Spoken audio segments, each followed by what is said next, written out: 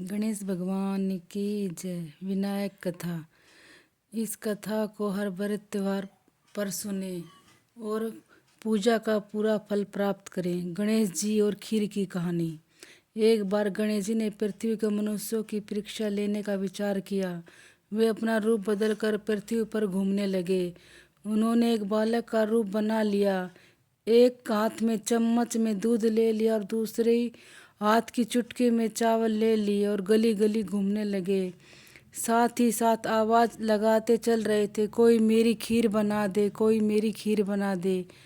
कोई भी उनकी बात पर ध्यान नहीं दे रहा था, बल्कि लोग उन पर हंस रहे थे। वे लगातार एक गांव से दूसरे गांव इसी तरह चक्कर लगाते घूम रहे थे, पर कोई भी खीर बनाने के लिए तैयार नहीं हुआ।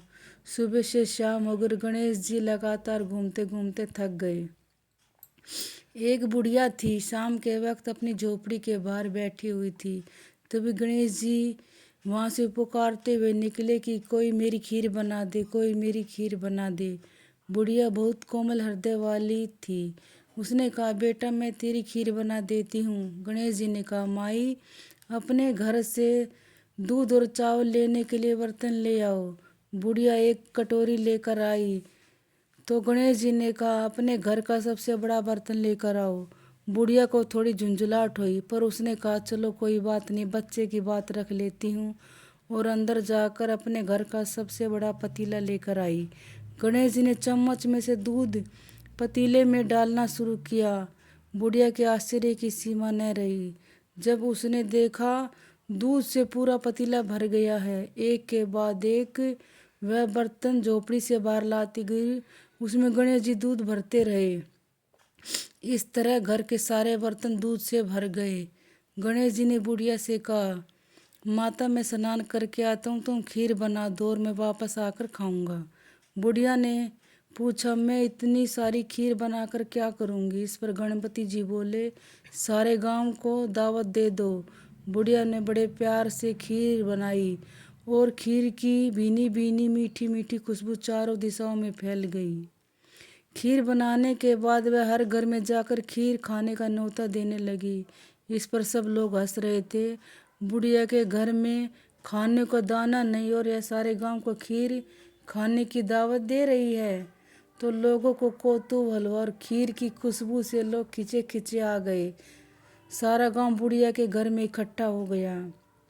जब बुढ़िया की बहू को दावत की बात मालूम हुई तो वह सबसे पहले वहां पहुंच गई।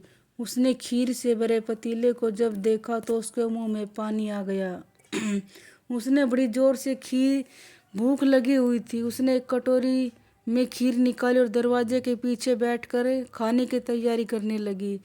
इसी बीच एक छींटा नीचे गिर गया और गणपति जी का भोग लग गया और वो प्रसन्न हो गए।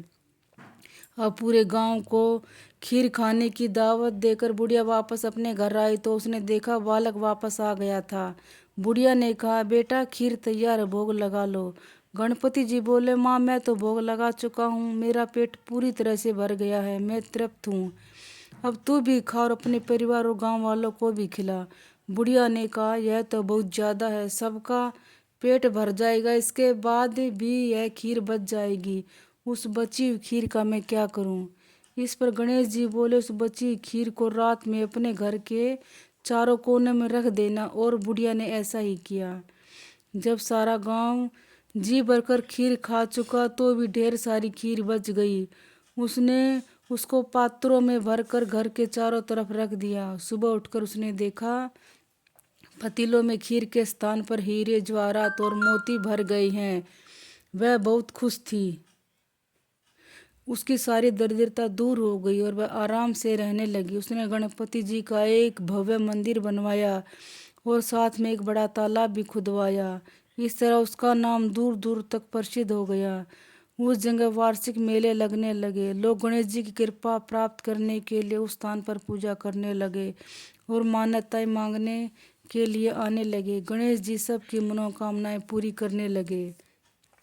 कहानी के अंत में यही कहूँगी, मैं आज भी यही शुभकामनाएं दे रही हूँ। कहते को, सुनते को, उकारा भरते को। जैसी कृपा गणेश जी ने उस बुढ़िया माई पर करी, वैसी हम सब पर कृपा करना और अपनी कृपा दृष्टि बनाए रखना। बोलो गणेश भगवान की जय। उमापति महादेव की जय।